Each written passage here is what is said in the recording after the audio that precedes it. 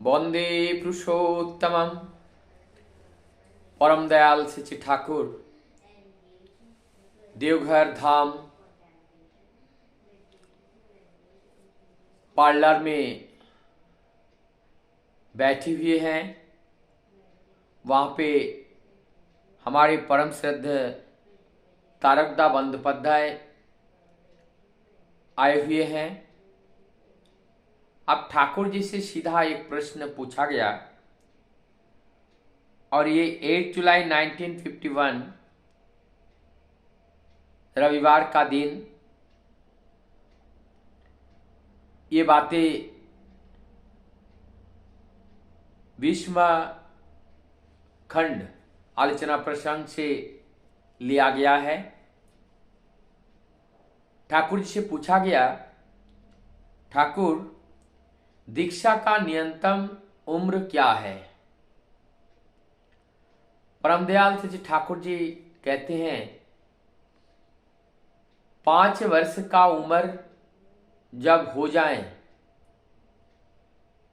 तो उनको नाम दे देना चाहिए एवं साथ साथ उन्हें इष्ट भीति भी कराना चाहिए। और जैसे जैसे उम्र बढ़ता जाए ये जो अभ्यास है इष्टभीति करने का और इसके माध्यम से जो एक अनुराग एक सेंटिमेंट डेवलप होती हैं उससे आलस्यता अविश्वास एवं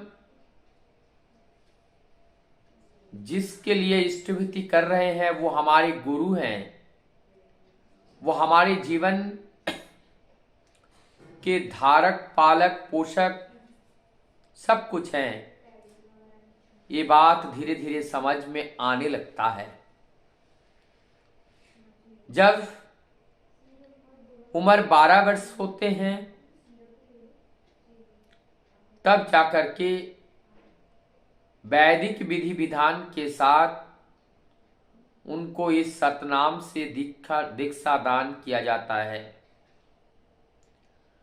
परमदयाल श्री ठाकुर जी कहते हैं दीक्षा के साथ साथ उनको मां के लिए मातृभृति एवं पिता के लिए पितृभृति कराने का जो अभ्यास है वो अभ्यास भी उनमें उत्पन्न कर देना चाहिए।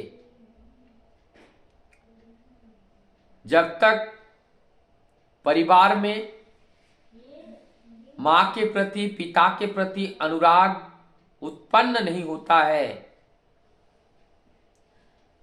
तब तक वो बच्चा कभी अनुरागी बन ही नहीं सकता है। तो माता पिता के प्रति अनुराग जिससे पारिवारिक एक संगति आती है और इसको उत्पन्न करने के लिए परमदयाल श्री ठाकुर जी ने रास्ता बताए हैं वो है मातृभृति और पितृभृति।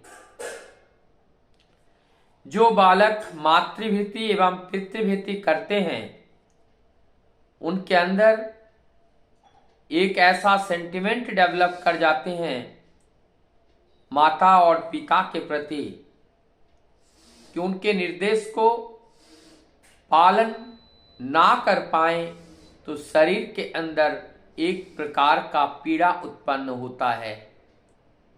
और ये पीड़ा जो अनुराग उत्पन्न हुए हैं वो अनुराग के माध्यम से ये पीड़ा उनके अंदर उत्पन्न होते हैं।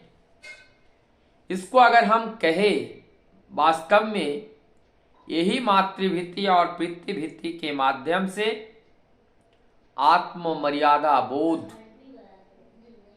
उनमें उत्पन्न होता है, एक विचार उत्पन्न होता है, उनके अंदर विवेक और विवेचना करने का शक्ति सामर्थ्य उत्पन्न होती है और जिससे वो ठाकुर के प्रति अपने गुरुजनों के प्रति और ज्यादा दायित्वशील हो उठते हैं।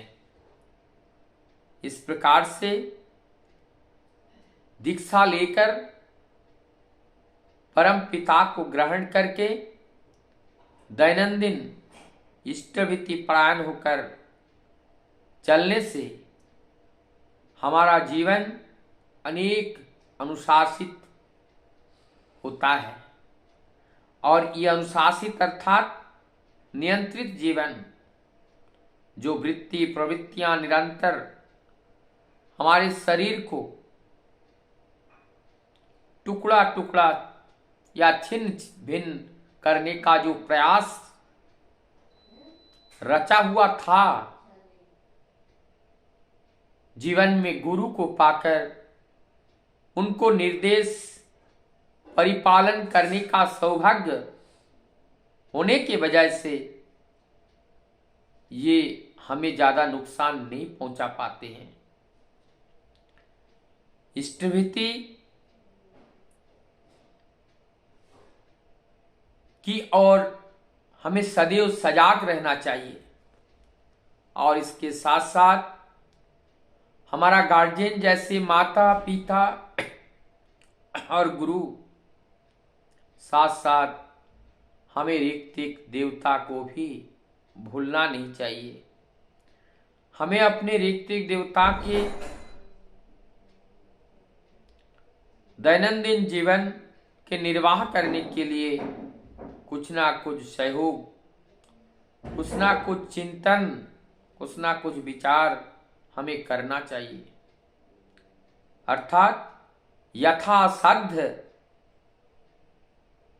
उनके प्रयोग में जितना हम कर पाएं, अपने सामर्थ्य के अनुरूप अपने दीक्षादाता ऋत्विक दादा को भी हमें ये जो जैसे मातृभीति, पितृभीति, इष्टभीति, ठीक उसी प्रकार से ऋत्विक अपने अपने ऋत्विक के लिए भी करना चाहिए।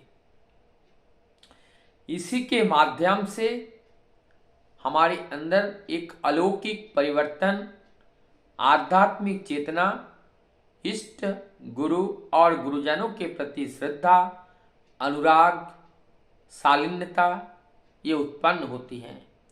और जैसे जैसे ये गाढ़ा हो जाता है, वैसे वैसे हमारे हृदय में प्रेम, दया, करुणा, ममता ये सारी चीज धीरे धीरे वर्धित होता चला जाता है। अर्थात दीक्षा लेने का जो न्यूनतम उम्र है एवं जो नाम देने का जो समय है, सारी बातें परम दयाल दया करके अपने श्रीमुख से हम सबके सम्मुख उन्होंने रख के गए हैं। और जिसको अवलोकन करके हम इसी लेखनी के अंदर ही वो स्वयं विद्यमान हैं और उस विद्यमानता का फायदा, उस विद्यमानता का उपहार हम सब लोगों को ग्रहण करके चलना चाहिए। वंदे पुरुषोत्तम।